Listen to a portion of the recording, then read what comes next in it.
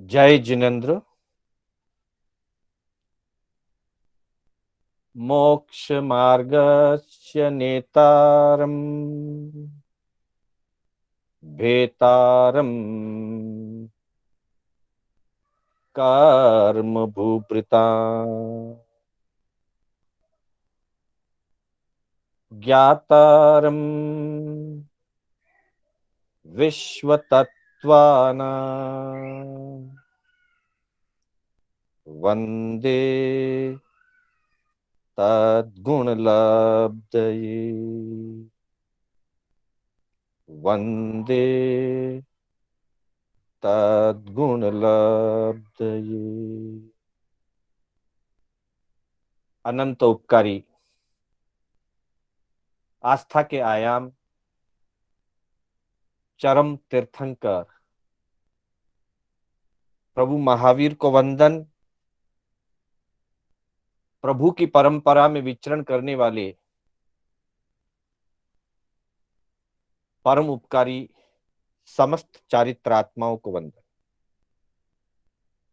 धर्म प्रेमी सज्जनों, सुशील माताओं एवं बहनों, श्री कर्नाटक जैन स्वाध्याय संघ बैंगलोर द्वारा आयोजित तत्वार्थ सूत्र की इस ज्ञान चर्चा कक्षा में मैं शांतिलाल बोहरा आप सभी का हार्दिक स्वागत एवं अभिनंदन करता हूं। बंधुओं, हमारी कक्षा तत्वार्थ सूत्र के 7वें अध्याय से आधारित विरति एवं आचार, पाप त्याग एवं धर्माचरण रूप 5 व्रतों, अणुव्रतों, महाव्रतों के आधारित चल रही है। हमने 7वें अध्याय के 13वें सूत्र में यह जाना कि जो शल्य का त्याग करता है निशल्यो वृत्ति ही, शल्य रहित होने वाला सही अर्थों में वृत्ति बन पाता है। वह वृत्ति कौन कौन होते हैं और किस किस प्रकार के उनके व्रत होते हैं, उसकी चर्चा हम आज 14, 15, 16 और 17 इन 4 सूत्रों में करेंगे। तो सर्वप्रथम सर्व मंगल की भावना को साथ लिए हुए जिन धर्म आराधना से, रत्नत्रय की आराधना से हम सब का मंगल हो, संपूर्ण जगत का मंगल हो, इस भावना के साथ सूत्रों का उच्चारण करेंगे। अगार्य नगारश्च, अगार्य नगारश्च अणुव्रतो अगारी, अणुव्रतो अगारी दिग्देशानर्थ दंड विरति सामायिक पौषदोपवासोपभोग परिभोग परिमाणातिथि संविभाग व्रत संपन्नश्च। दिग्देशानर्थ दंड विरति सामायिक पौषदोपवासोपभोग परिभोग परिमाणातिथि संविभाग व्रत संपन्नश्च मारणातिकिम संलेखनाम जोषिता, मारणांतिकिम संलेखनाम जोषिता। बंधुओं, इन 4 सूत्रों में मुख्य रूप से यह बताया गया है कि 5 प्रकार की जो व्रत विरति रूप अनुव्रत या महाव्रत कहे गए हैं, उनकी आराधना करने वाले उन व्रतों को जीवन में धारण करने वाले मूल रूप से दो प्रकार के मानव हैं। एक घर में रहते हुए धर्म आराधना करने वाले, और दूसरे ग्रह त्यागी बन करके संन्यास को स्वीकार करके धर्म आराधना करने वाले। और उसमें जो घर में रह करके आराधना करते हैं उनके व्रत अनुव्रत कहलाते हैं, और 5 अनुव्रतों के साथ दिशा व्रत, देशावकाशिक व्रत आदि से लेकर के अतिथि संविभाग व्रत तक 7 उत्तर गुण रूप गुणव्रत और शिक्षा व्रतों से भी वे संपन्न होते हैं। और उचित अवसर आने पर संलेखना की आराधना भी करते हैं। मारणांतिकीम संलेखना जोशिता। तो इन 4 सूत्रों में यह सामान्य स्वरूप व्रतों का और व्रत धारण करने वालों का परिचय रूप बताया है। हम एक एक सूत्र की चर्चा करते हुए आगे बढ़ेंगे। तो सबसे पहले हम 14वें सूत्र की चर्चा करेंगे। अगार्य नगारश्च।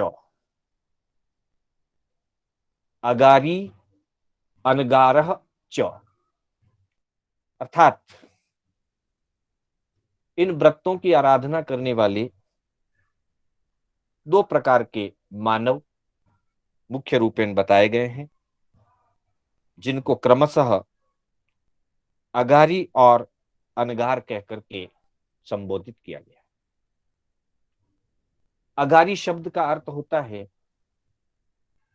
घर में रहने वाला। बंधुओं, यहां एक बात ध्यान देने योग्य है। सामान्य व्यवहार में हम आगार धर्म ऐसा भी उच्चारण करते हैं,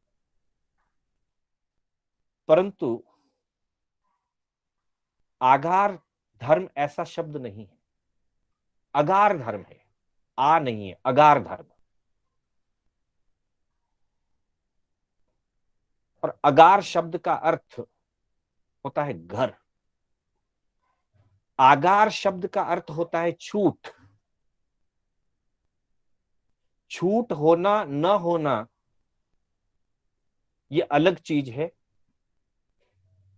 लेकिन यहां मूल अर्थ है अगार का घर में रहने वाला, अर्थात घर गृहस्थी के साथ जीने वाला। जो घर गृहस्थी में जीता है उसे अगारी कहते हैं, और जो घर का त्याग कर देता है, घर के त्याग के साथ घर गृहस्थी का त्याग, यहां अपेक्षा घर गृहस्थी और संबंध और समस्त भौतिक वस्तुओं और भावनात्मक संबंधों के त्याग से अर्थ है अनअगार, जिसने घर और घर से जुड़ी हुई द्रव्य भाव सभी प्रकार के संबंधों की डोर को जिसने तोड़ दिया है, जो उस संबंधों की डोरी से मुक्त हो गया है, उसे अनगार कहते हैं।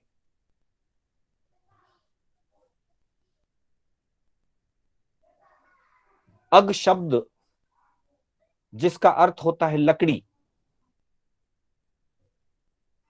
पुराने काल में मकान या तो लकड़ी और घास फूस के झोपड़े रूप बनता था, अथवा पक्का मकान भी बनता तो उसमें लकड़ी का उपयोग सबसे ज्यादा होता था। कई जगह आंगन लकड़ी के होते थे, सीढ़ियां लकड़ी की बनती थी। आज भी कहीं पुराने घरों में, पुराने बंगलोज में मिल जाएंगे सीढ़ियां लकड़ी की, आंगन लकड़ी का, कहीं कहीं तो लकड़ी के खंभे भी, पिल्लर भी लकड़ी के बनते थे। और छत में भी लकड़ी के पाट का उपयोग होता था। मुख्य रूप से लकड़ी का प्रयोग ज्यादा होने से अग शब्द से अगार शब्द बना, मकान। और घर गृहस्थी या मकान में रहने वाला, घर गृहस्थी का निर्वाह करने वाला अगारी। अर्थात घर में रहते हुए भी मर्यादित धर्म का पालन किया जा सकता है और संपूर्ण धर्म आराधना जिसे करनी है, सर्वांगीण आराधना करनी है, संपूर्ण पाप का त्याग करना है, वो घर में रहते हुए, गृहस्थी में रहते हुए नहीं हो सकता। तो जिसका मनोबल मजबूत है, जिसका सामर्थ्य दृढ़ है और जिसने चारित्र मोहनीय कर्म की अमुक अमुक प्रकृतियों का क्षय या उपशम क्षयोपशम किया है, प्रत्याख्याना वर्णीय तक की प्रकृतियों का क्षयोपशम आदि किया है, वो अपने पुरुषार्थ से अनगार धर्म की आराधना करता है, कर सकता है। ठाणांग सूत्र के अंतर्गत अथवा औपपातिक उववाई सूत्र के अंतर्गत दोनों ही जगह ये बात बताई। मूल में धर्म दो प्रकार का होता है। दुविहे धम्मे पनत्ते सुय धम्मो चेव चरित्र धम्मो चेव। सुत धर्म और चारित्र धर्म रूप से मूल में दो प्रकार का धर्म होता है और फिर चारित्र धर्म का वापिस दो भागों में विभाजन किया गया। चरित्र धम्मे दुविहे पनत्ते तंजा। अगार चरित्र धम्मे चेव अणगार चरित्र धम्मे चेव। आगम में भी अगार शब्द का प्रयोग हुआ है और तत्वार्थ सूत्र में भी अगारी शब्द का ही प्रयोग हुआ है। आगार या आगारी ऐसे शब्द का प्रयोग नहीं। आगार शब्द का प्रयोग व्रत विशेष में जहां कोई छूट वगैरह होती है, वहां आगार शब्द का प्रयोग। तो कहा धर्म के दो विभाग, सुत धर्म, चारित्र धर्म। अर्थात ज्ञान दर्शन की आराधना सुत धर्म है और उसमें सम्यक रूप से जाने हुए मार्ग पर, श्रद्धा किए हुए मार्ग पर आचरण करना चारित्र धर्म है। और वह चारित्र धर्म दो प्रकार का कहा है, अघार चारित्र धर्म और अनघार चारित्र धर्म। औपातिक सूत्र में भी प्रभु ने जहां परिषद को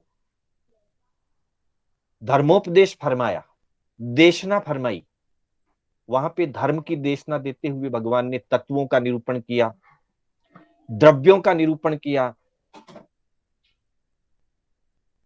लोक और अलोक के स्वरूप को समझाया, संसार परिभ्रमण के स्वरूप को समझाया और उसी संदर्भ में सुत धर्म और चारित्र धर्म की चर्चा बताई और फिर फरमाया तमेव धम्मम दुविहम आई खई। वह चारित्र धर्म दो प्रकार का कहा गया है, तंजहा अगार धम्मम अणगार धम्मम च।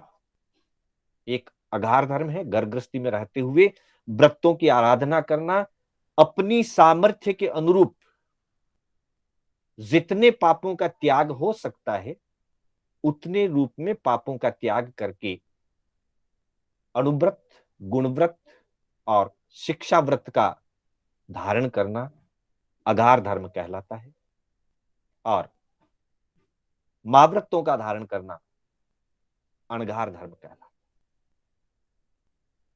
तो यहां धर्म स्वीकार करने वाले अधिकारियों की अपेक्षा से, पात्र की अपेक्षा से दो भेद किए, अगारी और अनगार। अर्थात श्रावक एवं साधु दो प्रकार के धर्म का आचरण करते हैं। श्रावक श्रावक धर्म का आचरण करता है और साधु साधु धर्म का अर्थात अणघार धर्म का आचरण करता है।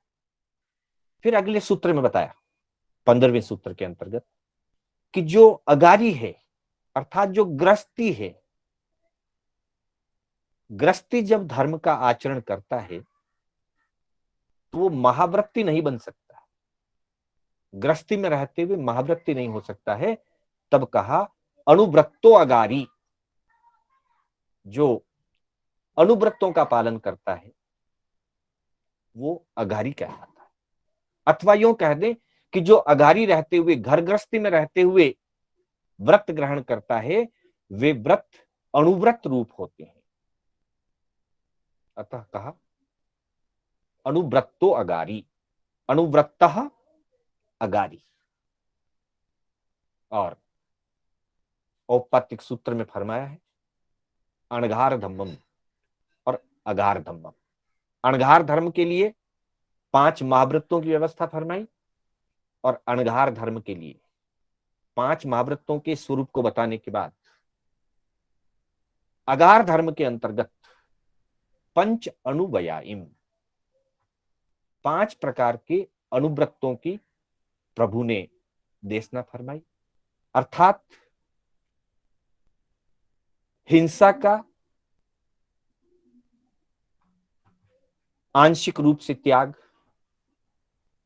अथवा यूं कहें स्थूल रूप से हिंसा का त्याग, बड़े झूठ का त्याग, बड़ी चोरी का त्याग,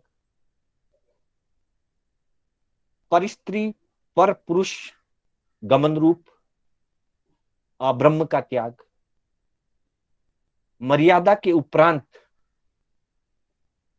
परिग्रह को रखने का और परिग्रह की आसक्ति का त्याग।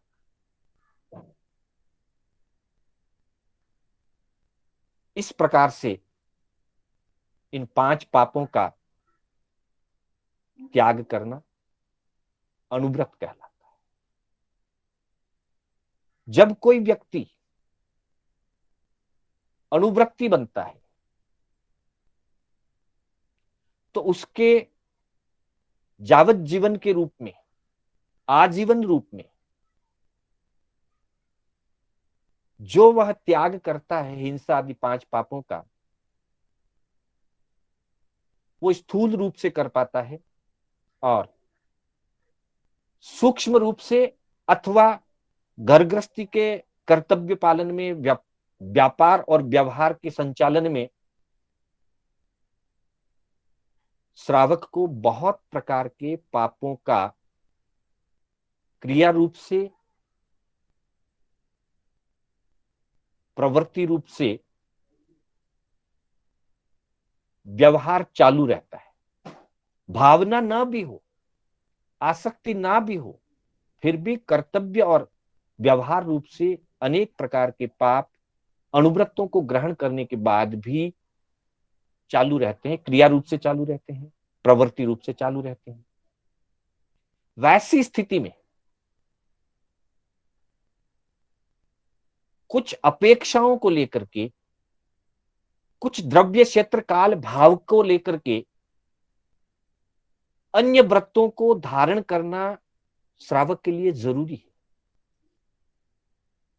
ताकि जितना पाप उसका अब भी खुला है अनुव्रतों को ग्रहण करने के बाद, अनुव्रतों की प्रतिज्ञा लेने के बाद आराधना करते हुए भी जितना पाप खुला है उस पाप को भी अलग अलग द्रव्य क्षेत्र काल भाव की अपेक्षा से, देश काल की अपेक्षा से और सीमित किया जा सके, पाप को और अधिक सीमित किया जा सके, ज्यादा से ज्यादा सीमित किया जा सके, उसके लिए अगारी के 7 अन्य व्रत और बताए गए। अनुव्रतों के अतिरिक्त 7 व्रतों की चर्चा की गई। सामूहिक रूप से उनको 7 शिक्षा व्रत भी कहते हैं, अथवा विशेष विभाजन के रूप में 3 गुणव्रत और 4 शिक्षाव्रत, ऐसा भी आगमों में वर्णन किया गया। तो बंधुओं, उनके होने से, उन 7 व्रतों के और होने से ग्रस्त अपनी गृहस्थी का संचालन करते हुए, अनुव्रतों का पालन करते हुए अनुव्रतों को दृढ़ता प्रदान कर सकता है, अनुव्रतों को शुद्धता प्रदान करता है, और अमुक अमुक अंशों में, अमुक अमुक काल में विशेष रूप से और ज्यादा पापों से बचने का प्रयास कर सकता है। तो उसके अंतर्गत 16वें सूत्र में उन 7 व्रतों की चर्चा, उन 7 व्रतों का परिचय दिया। कहा है, दिग्देशानर्थ दंड विरति, सामायिक पोषदोपवासोपभोग परिभोग परिमाणातिथि संविभाग व्रत संपन्नश्च। अर्थात जो ग्रस्त है, जो श्रमणोपासक धर्म की आराधना कर रहा है, श्रावक धर्म की आराधना कर रहा है, जो उपरोक्त 5 अनुव्रतों से वृत्ति बना है, वो इन 7 व्रतों से भी संपन्न होता है। अर्थात उसके जीवन में ये 7 व्रत और होते हैं। चूंकि महाव्रती 5 महाव्रतों की प्रतिज्ञा में संपूर्ण पापों का सभी द्रव्य क्षेत्र काल भाव की अपेक्षा से त्याग कर देते हैं। यावत जीवाए तिविहम तिविहेणम, जीवन भर के लिए पाप करूंगा नहीं, करवाऊंगा नहीं, और पाप करने वाले की या पाप क्रिया की अनुमोदना नहीं करूंगा। इस तरह से साधु के 5 महाव्रत ग्रहण करने मात्र से संपूर्ण द्रव्य क्षेत्र काल भाव से, सभी अपेक्षाओं से, सभी पापों का त्याग हो जाता है। फिर भी रात्रि भोजन त्याग एक छठा व्रत बताया गया है, और विशेष रूप से प्रवचन माता, 5 समिति और 3 गुप्ती, वो उन महाव्रतों के शुद्धता से पालन के लिए सहयोगी रूप है, सपोर्टिव है। वो ठीक वैसे ही चूंकि श्रावक आंशिक पापों का ही त्याग करता है, तो उनके सपोर्ट के लिए और विशेष रूप से ज्यादा धर्म आराधना हो सके और पाप कर्मों का बंधन और मिनिमाइज होता जाए, उसके लिए इन 7 व्रतों से संपन्न होने का विधान किया गया है। दिक् देश अनर्थ दंड, यानी कि अनर्थ दंड विरति, अनर्थ दंड विरति, सामायिक पौषधोपवास, उपवास सहित पौषध, उपभोग परिभोग परिमाण, अर्थात उपभोग परिभोग की मर्यादा, अतिथि संविभाग, श्रमण निर्ग्रंथों को आहार बहराना, बहराने की भावना, और वो भी संविभाग रूप से, व्रत संपन्न च, अर्थात इन 7 व्रतों से संपन्न होता है। दिक् व्रत, दिक् का अर्थ होता है दिशा, अर्थात श्रावक जितने रूप में पापों का त्याग उसने किया अनुव्रतों में, अनुव्रतों के पाप में पाप की तो मर्यादा है, पर जो पाप वो त्याग नहीं कर सका, वो उसका पूरा लोक आश्रित खुला रहता है। तो दिशा व्रत के अंतर्गत, छठा दिशी व्रत जिसको हम कहते हैं, दिशा व्रत के अंतर्गत वो दिशाओं की जब मर्यादा कर लेता है कि मैं जीवन पर्यंत अमुक अमुक क्षेत्र से बाहर नहीं जाऊंगा। मान लीजिए कोई व्यक्ति हिंदुस्तान से बाहर जाने की आसक्ति नहीं रखता है, आवश्यकता नहीं समझता है, त्याग करना चाहता है, तो हिंदुस्तान के बाहर उसका संपूर्ण पाप और क्रिया उसकी रुक जाएगी, जो कि अणुव्रतों के द्वारा नहीं रुक पा रही। अणुव्रतों में उसको त्रस जीव के जान समझ करके संकल्प पूर्वक हिंसा का जो वो त्याग करता है। हमने जब पहले प्राणातिपात का स्वरूप समझा था, हिंसा अहिंसा में अपनी चर्चा हुई थी कि साधु की अहिंसा 20 बिस्वा होती है और श्रावक की अहिंसा 1.25 बिस्वा, अर्थात 6.25% अहिंसा का पालन वो एक प्रतीक है, तुलनात्मक। वैसे कोई गिनती नहीं की जा सकती, पर महापुरुषों ने उसको समझाने के लिए एक प्रतीक रूप से गणना करके बताया। कहने का मतलब बहुत थोड़ी सी अहिंसा का पालन हो पाता है, बहुत सारी हिंसा ग्रस्त के खुली होती है। पर जब वो दिशा का सीमाकरण कर लेता है, मर्यादा बांध लेता है, तो फिर जितनी दिशा की मर्यादा रखी उसके आगे जाकर 5 आश्रव सेवन का त्याग हो जाता है, अर्थात उस दिशा के बाहर के सभी पापों का त्याग हो जाता है।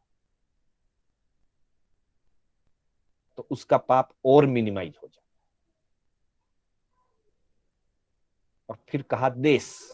देश शब्द से अर्थ है देशावकाशिक, जो श्रावक के व्रतों की गिनती में 10वां व्रत है। दिक व्रत छठा व्रत है और देशावकाशिक 10वां व्रत है। 10वें व्रत में प्रतिदिन आजीवन के लिए तो बड़ी सीमा रखी जाती है, मैं हिंदुस्तान से बाहर नहीं जाऊंगा, मैं कर्नाटक से बाहर नहीं जाऊंगा, जो भी मर्यादा व्यक्ति रख सकता है। लेकिन एक एक दिन के लिए तो और मर्यादा को छोटा किया जा सकता है। मुख्य रूप से जिसको हम संक्षिप्त रूप में 14 व्रत, 14 नियम की जो आराधना होती है, वहां एक दिन की अपेक्षा से बहुत कुछ सीमित कर लिया जाता है, तो पाप और सीमित हो जाता है। इसी तरह से अनर्थ दंड विरति, 2 अपेक्षाओं से 6 काय की विराधनाएं हुआ करती है गृहस्थी के संदर्भ में। कुछ आराधना करते हुए या धर्म आराधना करते हुए भी बहुत सारे पाप जो खुले हैं, उन पापों में कुछ पाप ऐसे हैं जो ग्रस्त के लिए आवश्यक है, उसके पीछे कुछ प्रयोजन है, उद्देश्य, उस उद्देश्य की पूर्ति के लिए। जैसे रसोई बनाना है तो घर के लिए भोजन बनाना उद्देश्यपूर्ण है। पुरुष के लिए व्यापार क्षेत्र में आना जाना, व्यापार करना उद्देश्यपूर्ण है, प्रयोजन करना कर्तव्य के रूप में करना होता है। पर कई ऐसे पाप हैं जिनका कोई प्रयोजन नहीं, जिसके पीछे कोई उद्देश्य नहीं है, उद्देश्य रहित भी पाप लगते हैं। 6 काय की विराधना होती है, प्रमाद के कारण होती है, आर्त ध्यान रुद्र ध्यान के कारण होती है। 4 प्रकार के अनर्थ दंड कहे गए हैं, अवज्ञानाचर्ये, पम्मायाचर्ये, हिंसप पयाणे, पावक कम्मो वैसे। तो वहां मुख्य रूप से प्रमाद, आर्त ध्यान, रुद्र ध्यान, हिंसाकारी उपकरण किसी को देना या किसी को पाप के कार्यों की प्रेरणा करना, जिसमें हमारा कोई न भौतिक लाभ है न कोई भावनात्मक रूप से कोई उससे संबंध है, पर हम कर लेते हैं, प्रमाद से भूल जाते हैं। और आवश्यकता न होते हुए पानी गिर रहा है, आवश्यकता न होते हुए भी बिजली जल रही है, चूल्हा जल रहा है, भूल गए, किसी दूसरे काम में चले गए और चूल्हा जलता हुआ छोड़ दिया, पंखा चलता हुआ छोड़ दिया, भूल गए, दूसरे काम में चले गए। अब वहां जो विराधना हो रही है उससे हमारा कोई उद्देश्य ही नहीं। तो वैसे पापों का त्याग, वो चाहे त्रस्त जीव हो चाहे स्थावर जीव हो, सबका त्याग हो जाता, तो पाप और कम हो जाता। इसलिए अनर्थ दंड विरति, सामयिक और पोषद, ये दो आराधना रूप है। 2 घड़ी के लिए सभी पापों का 2 करण 3 योग से त्याग करना सामयिक है, और अहोरात्रि के लिए प्रतिपूर्ण पोषद मुख्य रूप से अहोरात्रि का होता है। कभी कभी साधक अपनी व्यवस्था के अनुसार अहोरात्रि का नहीं कर सकता है, अष्टप्रहरी पोषद नहीं कर सकता है, तो चौपोर या पोषद जिसको कहते हैं, पर कम से कम वो लगभग 5 प्रहर का होता है। शाम को सूर्यास्त से काफी पहले प्रतिलेखना आदि करके पोषद को ग्रहण किया जा सकता है, और अगले दिन सवेरे लगभग नौकारसी के काल तक। तो इस तरह से पोषद व्रत में पूरी अहोरात्रि के लिए अथवा आंशिक जितना वो कर पाता है 4-5 प्रहर का, उतने काल के लिए 2 करण 3 योग से पापों का त्याग होता है। पोषद व्रत से आत्मा का पोषण होता है, सामयिक व्रत से समभाव की साधना होती है। तो इस तरह से पोषद उपवास व्रत जो हमारा 11वां व्रत है, और सामयिक व्रत अर्थात हमारा 9वां व्रत है, इन व्रतों के आराधना से लगने वाले पाप जो हमको पहले खुले रहने से ज्यादा लग रहे थे, बहुत लग रहे थे, एक दिन के लिए पोषद उपवास किया तो प्रतिपूर्ण पोषद में एक अहोरात्रि के लिए, और सामयिक की तो 2 घड़ी के लिए, एक मुहूर्त के लिए, एक अहोरात्रि के लिए है और दूसरा एक मुहूर्त के लिए, उतनी देर तक संपूर्ण पापों से बचाव हो जाता है।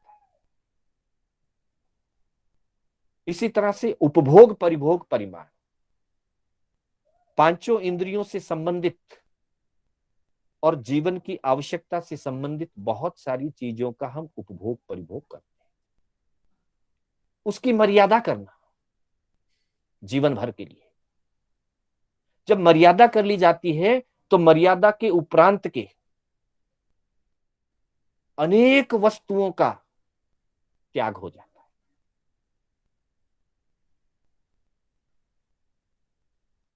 7वें व्रत में हम देखते हैं दातुन और मंजन करने से लेकर के स्नान करने के रूप में, भोजन के रूप में, वस्त्र के रूप में, विलेपन के रूप में, उबट्टन के रूप में, यानी कि सूर्य उदय से लेकर जब से व्यक्ति का जीवन शुरू होता है, जीवनचर्या शुरू होती है सवेरे से लेकर के, और रात्रि पर्यंत तक उसके जीवन में क्या क्या चीजें काम आती है, उन आवश्यक कार्य में आने वाली वस्तुओं को भी सीमित कर लिया जाता है, तो पाप से और बचा जाता है, पाप का दायरा घटता जाता है। और जब पाप का दायरा घटता है तो ऊपर बताए 5 अणुव्रतों की पालना सुगमता से होती है, सुदृढ़ होती है, और कर्मों का बंधन बहुत कम हो जाता है। साथ ही चूंकि हमारा लक्ष्य, श्रावक का मनोरथ महाव्रत पालन का है, इसलिए महाव्रतों के प्रति और महाव्रती आराधकों के प्रति श्रमणोपासक का, श्रावक का बहुत बहुमान होता है, अहोभाव होता है। और उसी अहोभाव से, उसी बहुमान से श्रावक अपने घर के दरवाजे श्रमण निर्ग्रंथों को निर्दोष आहार बहराने के लिए सदा खुले रखता है, हृदय से भी खुले रखता है और व्यवहार से भी, व्यवस्था से भी अपने घर के द्वार खुले रखता है। अपने घर में हमेशा निर्दोष अचित वस्तुओं का योगवाई का व्यवहार कायम रखता है।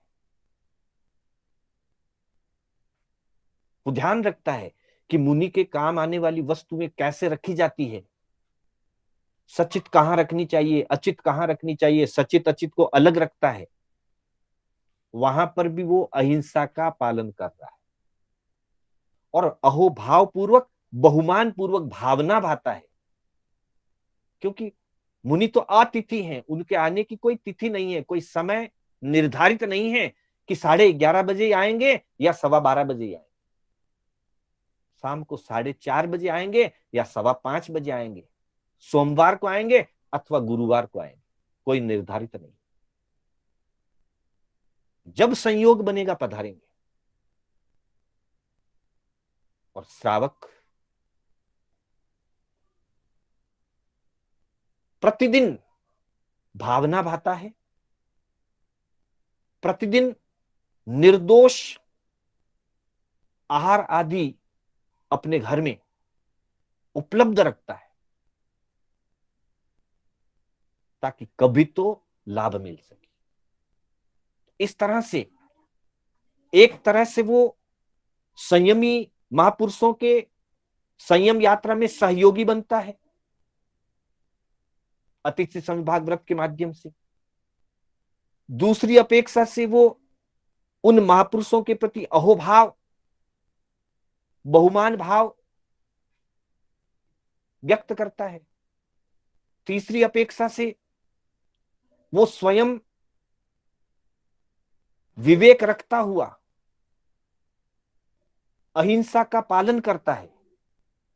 और सबसे बड़ी बात, महाव्रतियों के प्रति और महाव्रतों के प्रति उसका जो बहुमान भाव है वो उसे एक दिन स्वयं महाव्रती बनने का अवसर देता है। अनेक अपेक्षाएं इस अतिथि संविभाग के अंतर्गत रही हुई है। और तभी तो कहा सम विभाग, सम्यक विभाग, अर्थात सम्यक रूप से निर्दोष आहार बहराने का व्रत वो पालन करता है। तो इस तरह से छठा दिशा व्रत, सातवां उपभोग परिभोग परिमाण व्रत,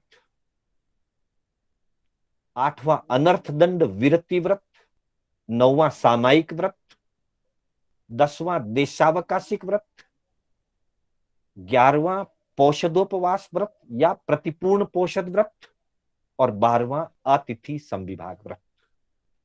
यानी कि 5 प्रमुख अणुव्रत रूप जो कहे गए हैं, उनके अतिरिक्त श्रावक धर्म का पालन करने वाला इन 7 व्रतों से संपन्न होता है। संपन्न का मतलब क्या?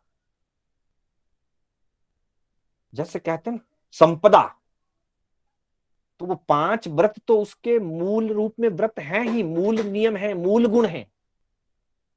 पर ये एक अपेक्षा से ये 7 व्रत उसकी संपदा रूप है। इस संपदा के होने से वे 5 व्रत सुरक्षित रहते हैं, उन 5 व्रतों में निखार आता है।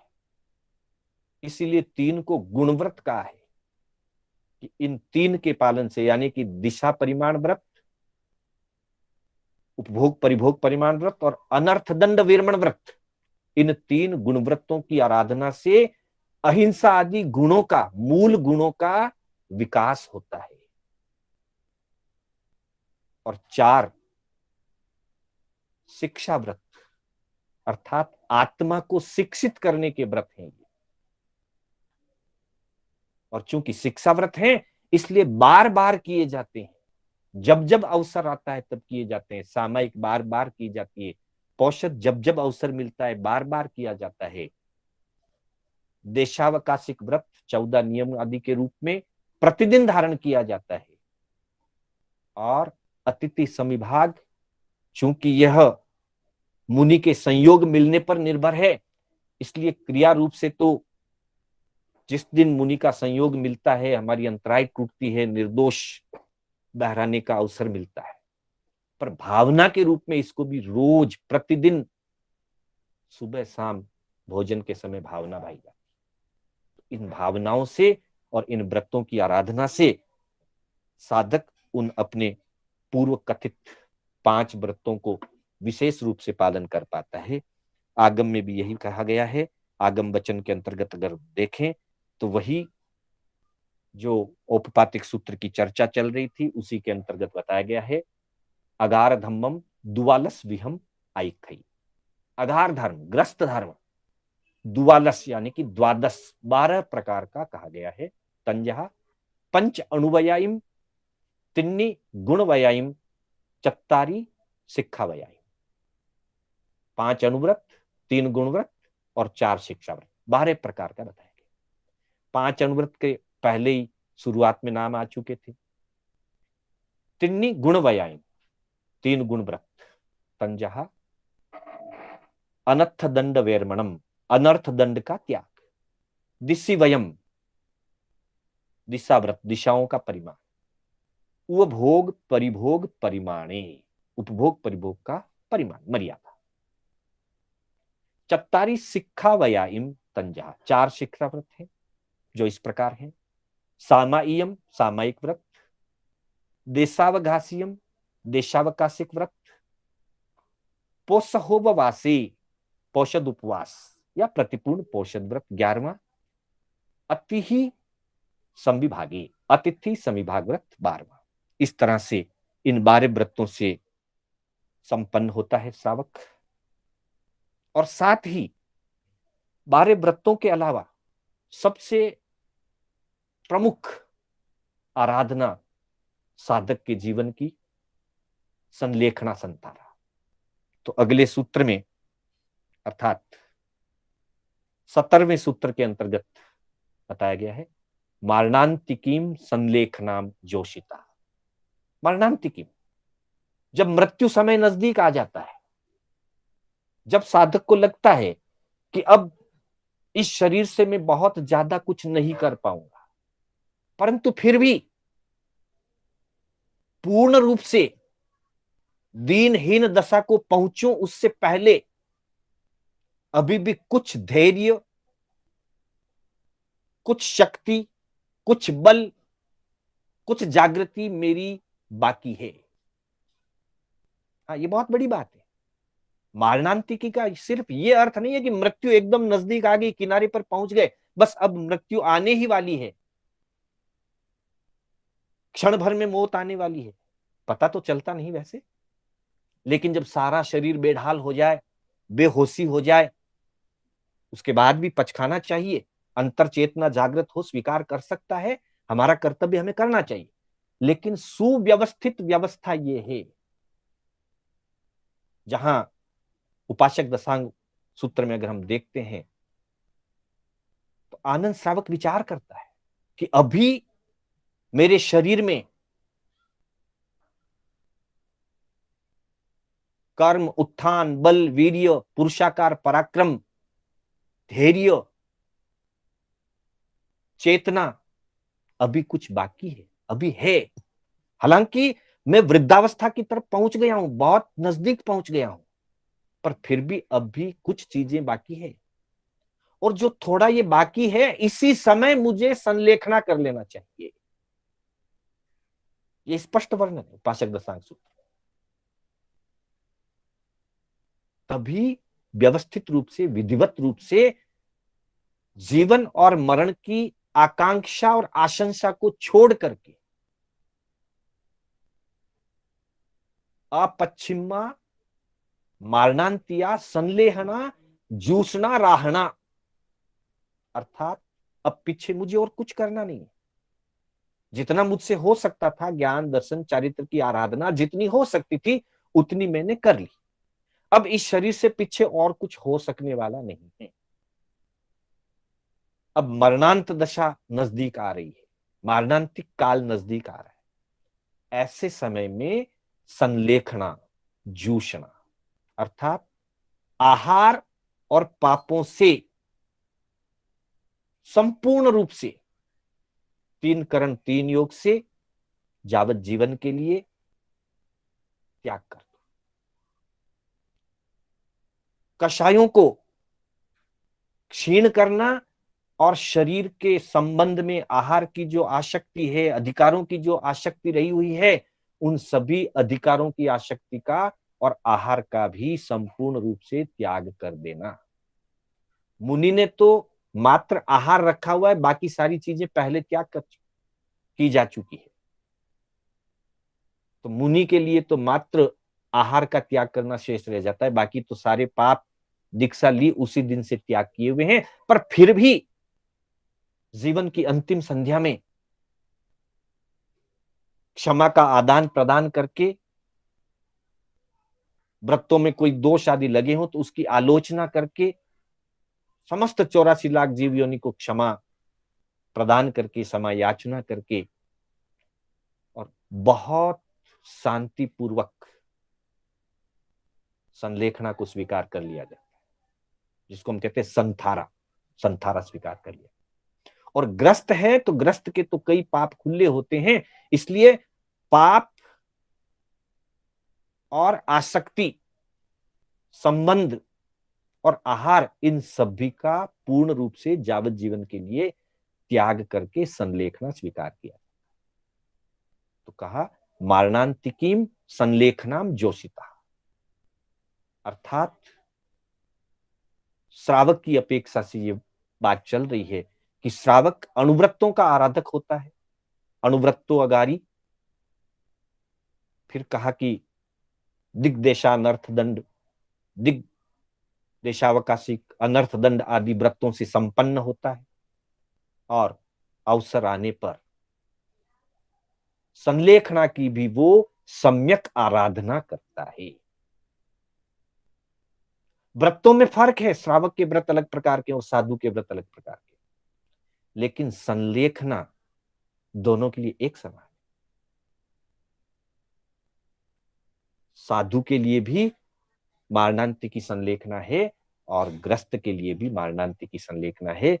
और देखा जाए तो जीवन भर की धर्म आराधना का, जीवन भर की सरलता, सच्चाई और मंद आसक्ति का यह परिणाम है, यह परीक्षा फल है जीवन का, संलेखना। और संलेखना की आराधना के साथ जब जीव इस संसार का त्याग करता है तो उससे इस संसार में किसी भी चीज का मोह या आसक्ति नहीं रह जाती है। ऐसा साधक निकट भवों में मोक्ष जाने का अधिकारी बनता है। तो हम सब अपने अपनी योग्यता अनुसार अपने अपने व्रतों का सम्यक आराधन और पालन कर सकें, और अवसर आने पर संलेखना की आराधना करके आराधक पने को प्राप्त करें।